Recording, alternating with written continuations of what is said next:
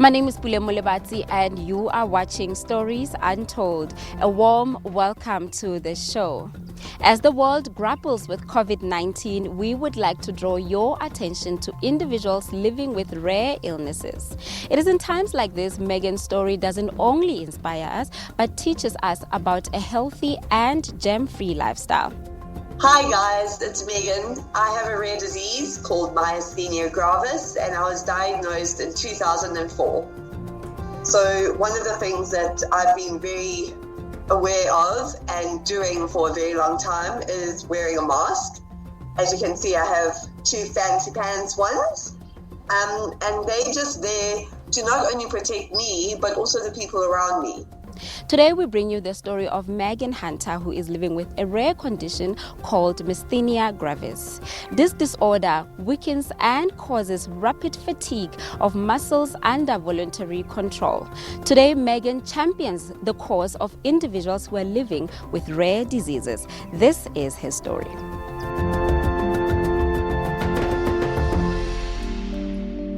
Megan Hunter's story has captivated followers of her blog since she started documenting her life as a patient of Myasthenia gravis.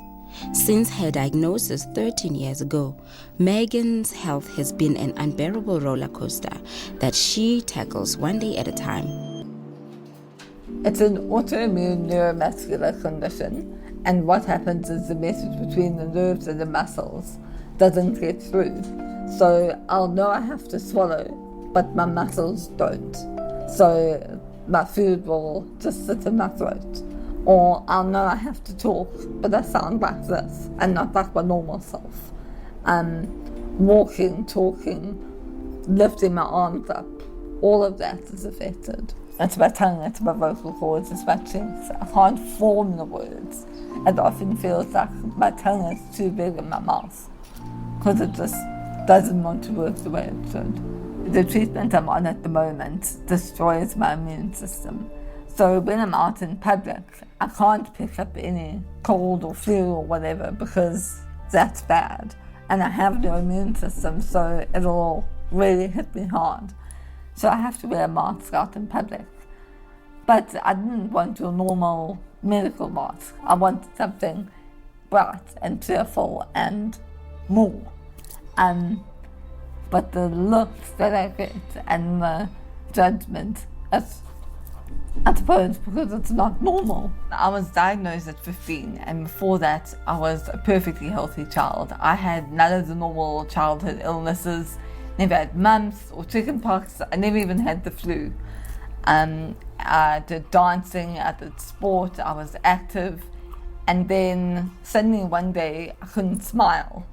And then I couldn't swallow my food and I couldn't pronounce my words. And it was almost like overnight that this was happening. Initially they told me I was anorexic because I wasn't swallowing. And that was terrible because I knew that wasn't true. But for a doctor to say that, my poor mother battled with hearing that. And it took about 3 months before I got my proper diagnosis. The diagnosis caused much more confusion as she had never heard of this before. The doctor had to write it down, draw pictures for us. I think we all just sort of sat there in silence for a while, like, what? But it was also so nice to finally have a name for it and to know that it wasn't all in my mind. There was something wrong. Megan's family saw her through the changes that she had to endure as a teenager, and that encouraged her to fight harder to remain positive.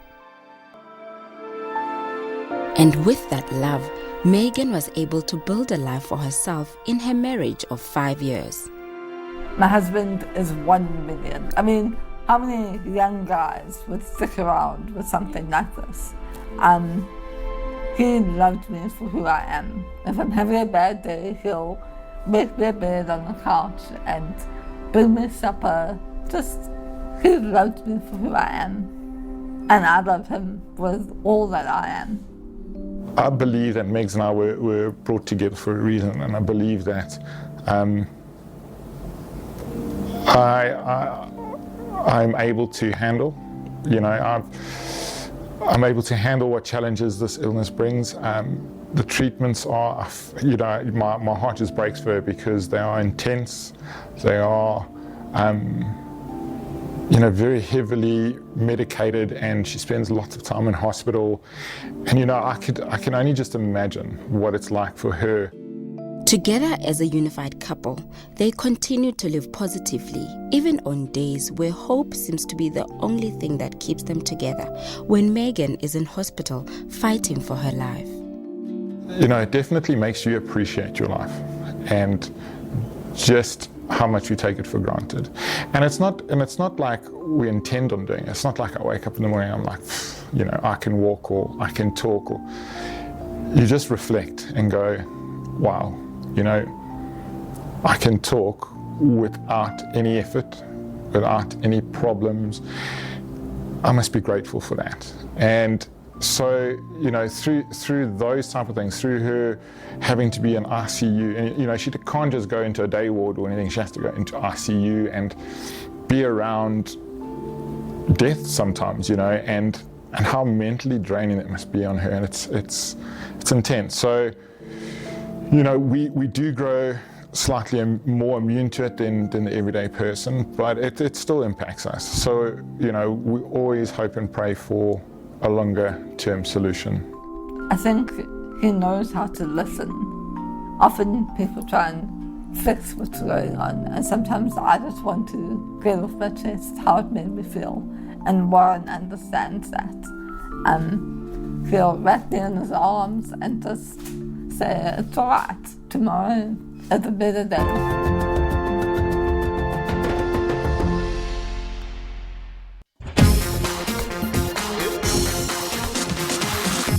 You are called upon to go out and support our police, work with them, walk amongst our people.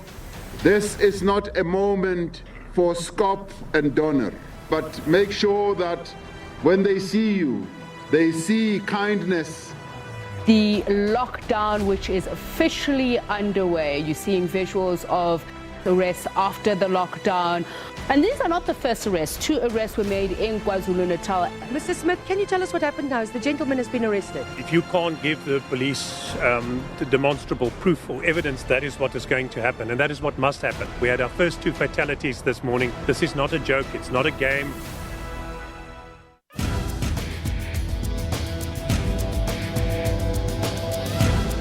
Coronavirus spread internationally and has now hit the shores of South Africa. What are the chances that there will be massive spread here at home? The probability that we will get some local transmission is likely very high. And if that happens, will the country be ready for that? In terms of laboratory testing preparedness, we are prepared. But who's at risk of contracting this illness? Anyone who's within a very close proximity, and it's generally recognized to be less than a meter, might inhale or breathe in those little droplets that are then expelled by the infected person. The most important question is, how can we prevent spread of the virus? Washing hands with soap and water is still the most effective. Hand sanitizers are an option when you can't wash your hands or your hands are not visibly dirty.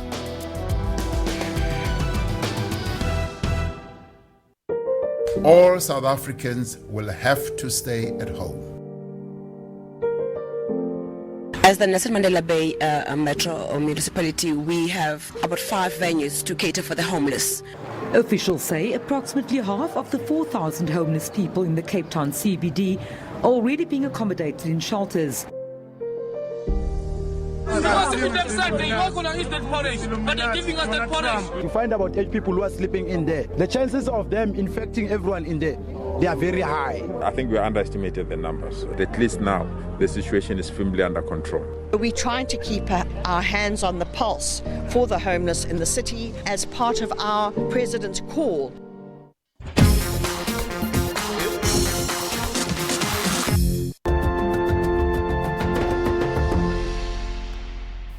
Welcome back to Stories Untold. With South Africa officially on lockdown, we would like to share a message of hope that indeed we will all overcome COVID-19. We continue with the story of Megan Hunter, who has had to live with a rare disease for 10 years. And with most of those years, she has had to wear a mask to protect her weak immune system. Let's watch her story. Megan Hunter likes to be seen as a survivor rather than a patient of Myasthenia gravis. I'm more than my condition. I love my friends, I love my family, I love my animals. So I'm not just my illness, and that's what we have to remember. Megan and her husband had to adjust their goals in their marriage in order to accommodate Megan's health. So, because of all my treatment that I've had over the years, that's messed up all my reproductive system. So we've had 2 rounds of IVF, but unfortunately no kids. And now, because of how my health is at the moment, it's not fair to have a child as I am, because I might not be able to pick them up, I might not be able to look after them, and that's not right. That's not fair. We've been married 5 years, and it is your next progressive step. I think it's maternally something that, you know, you're built to do, and there's always going to be that little piece of the puzzle that's missing until you make a complete family. So yeah, it's very tough. There's days where you see like beautiful kids running around and you know, all your friends around you, because of our age, you know, everyone's having kids, and yeah, so it takes a lot of emotional and mental strength to deal with that, especially for me. You know, Meg's as well. I mean, she's always wanted to be a mother. And when you get told, you know, it's going to be extremely difficult, when things happen that the medication has affected your body so much that it's put everything out of sync, and, you know, you've gone for specialized fertility treatment and it's not working. Yeah, you get to a stage where you have to decide, are we going to pursue it? Are we going to then just settle? We are always faithful that we can have a miracle child. With Megan not being able to have children of her own, she has learned to be more compassionate and share her life with those who are less fortunate. She is a volunteer at the Rare Bear organization that supports women and children who are destitute. It's something that Rare Diseases South Africa does together with Bryanston Bible Church, and we work with all of these wonderful ladies, and we've given them empowerment and the ability to be able to earn an income. They make all the most beautiful crochet animals, and we come here and we teach them new animals, we teach them new stitches, and we encourage them to just do better and better and be able to earn an income that they can rely on. Megan is spunky. She's I would describe her as a bit of a firecracker, which is a very good thing. So she's full of energy, and she's always ready and excited to do something new and try something, but at the same time she's an administrator.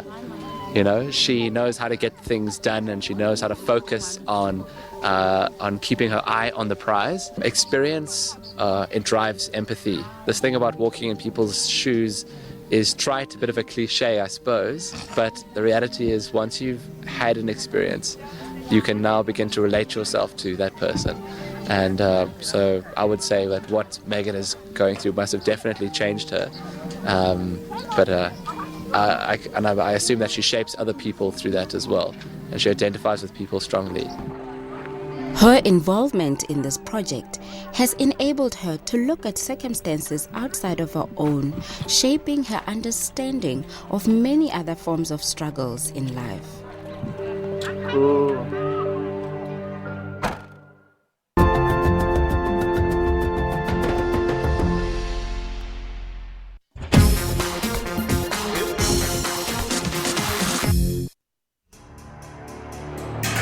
Individuals will not be allowed to leave their homes except under strictly controlled circumstances.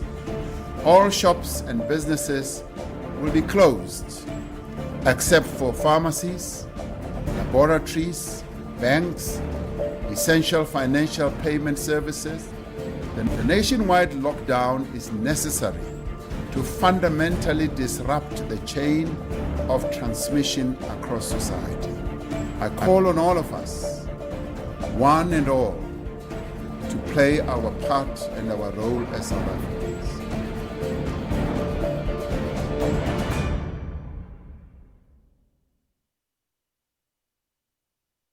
COVID-19 seems to reach a new and tragic milestone. This is the highest jump that we've had in the country since we reported the first case of the coronavirus in South Africa. Non-essential services, pubs, clubs, gyms, cinemas and places of worship have been closed. Some religious leaders insisting that they are going to go ahead with gatherings. Whoever they are, this is not a time to compete with government. There's only one government.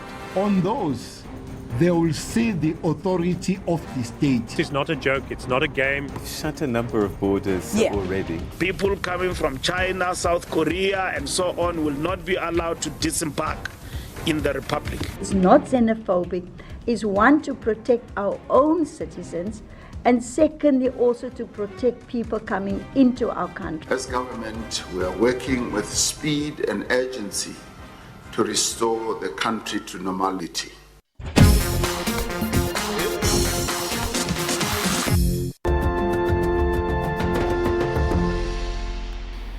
Welcome back to the last segment of Stories Untold. With South Africans being told to stay at home for 21 days, and I stand on a semi-empty street of Johannesburg, we meet individuals who had to exercise courage and forge their own path living with rare illnesses. As you stay home and stay safe, we hope that you also learn that change isn't always bad. This too shall pass, South Africa. Megan Hunter has turned her struggles into a tangible change that has shaped the lives of those who live with invisible diseases. I work for Rare Diseases South Africa, and we help all patients throughout South Africa who have a rare condition. We help find them support, we help them get the right treatment, we try and improve their quality of life. My son was diagnosed with a rare disease at the age of 11 months, and at the time there was really no support available to rare disease patients in South Africa. So rare diseases came about really from it was a cathartic thing for me to try find understanding as to why we had been given a child that was so sick. And reality, sort of set in, and I realized that if we were going to have to go through this journey, I wanted it to be for the improvement of other people's lives. So we started up essentially what was supposed to be a support group, and then it grew much quicker than what we had anticipated into being the organization it is today. It is her work with Rare Diseases South Africa that has shaped her to drive change in how society views people with invisible diseases. But I want to break the stigma that's associated with invisible illnesses or people who are different. Because in the end, what is normal? Who decides what's normal? And so I want people to just understand and love us for who we are.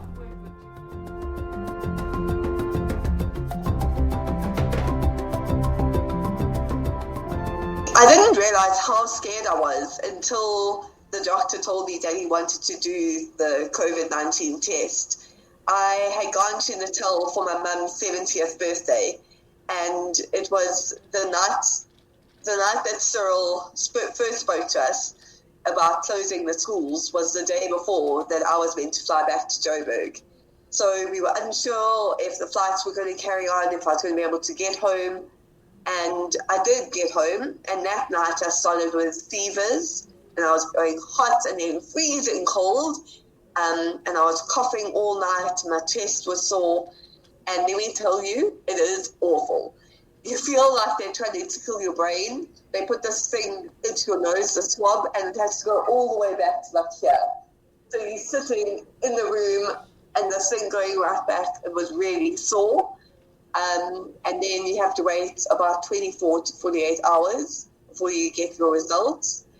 And that was quite terrifying because you have to write down the names of all the people that you've been in contact with for the past 2 weeks. And thinking about that, it was my husband, my work colleagues, my family. My mum and my aunts are part of the the more potential to get COVID-19. And I was thinking, if they do, it could be because of me. And that really scared me a lot. But I was thrilled when the doctor phoned and said it did come back negative, and it's just bronchitis. Observing all the sanitization has been part of my life for so long. I have hospital-grade cleanser in my house. I have a sanitizer in my handbag the whole time. And so seeing everyone panicking about this, I think maybe now people will understand those of us with chronic conditions a little bit more. So that's one positive that's come out of it for us with rare conditions. But I think with the lockdown, we all need to really appreciate this time with our families. How often do we get 3 weeks to just spend quality time with our loved ones? Obviously, following a healthier diet is always better. It's better for everyone. So more fruit and vegetables. I add collagen and protein powder to my breakfasts or to smoothies. And then also I have a superfood powder that I throw in there too. Zinc is really good to help improve your immune system. And yeah, I just think try and make your healthier choices. Don't go for just sweets and carbs that aren't going to do much. Try and be as healthy as you possibly can, because you never know when your health is going to be taken from you. For exercise, I try and go to the gym, but obviously that's shut down now. So what I try and do is take my dogs for a little walk around our garden just to get outside. There's also some great free workouts that are available online. A lot of my friends are doing workouts and putting it out on their Instagram, so it's fun to follow those classes as well. I think the shutdown is going to make people think up new ideas. Like there's that fun one that's going around where people put washing up liquid on the floor and they pretend to run like on a treadmill. So I think we've just got to come up with interesting ways. Maybe it's vacuuming your whole house to like get your heart rate up before you do something. Yeah. It's all of those little steps to becoming healthier and doing more exercise.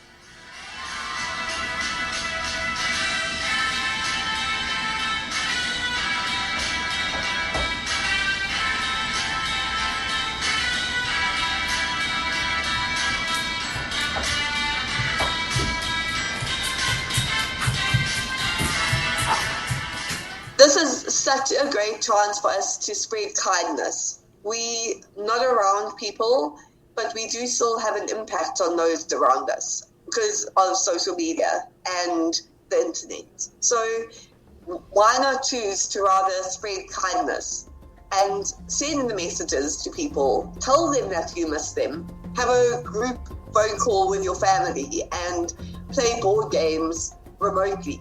Just really appreciate this time and be as kind to everyone that you possibly can be.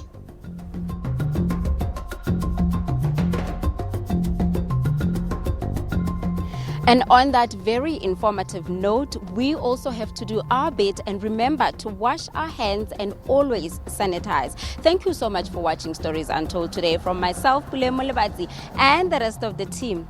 Goodbye.